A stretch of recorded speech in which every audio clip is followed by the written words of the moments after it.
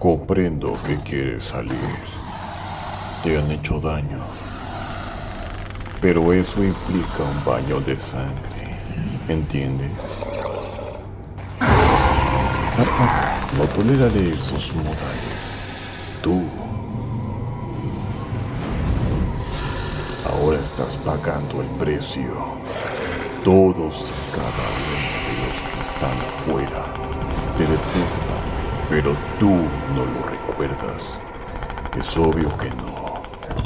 Por eso te pudrirás aquí encerrado, comiendo huesos podridos. El sol no se revelará ante tus ojos y esta oscuridad será tu compañera de por vida.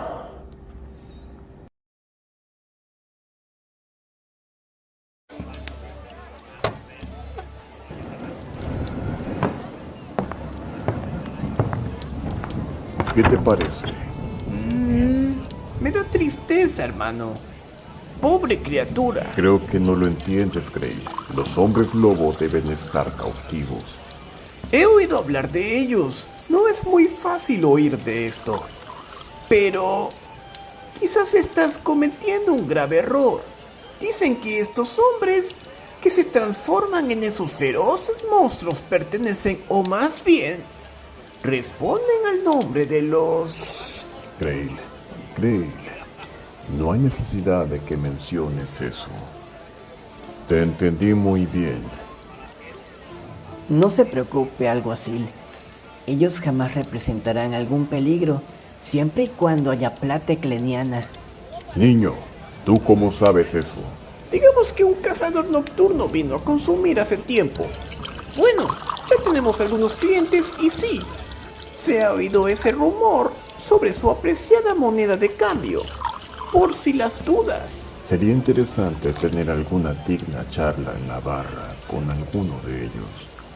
Esos sujetos aislados, vaya que son serios. Pasaré más seguido a beberme una cerveza. A propósito, ¿dónde está el gruñón aquel? ¿Burgón? No lo sé. Tiene días que no lo veo. Me preocupa ese hombre. Sí, siempre está aquí metido. Es raro no verlo. Quizás alguna bella y cautivadora dama se lo llevó. Eso es preocupante, no es broma. Hay mujeres extrañas que han desaparecido, gente. No hay más mujer extraña y peligrosa como Lidiana doblando turno. Ni me lo recuerdes.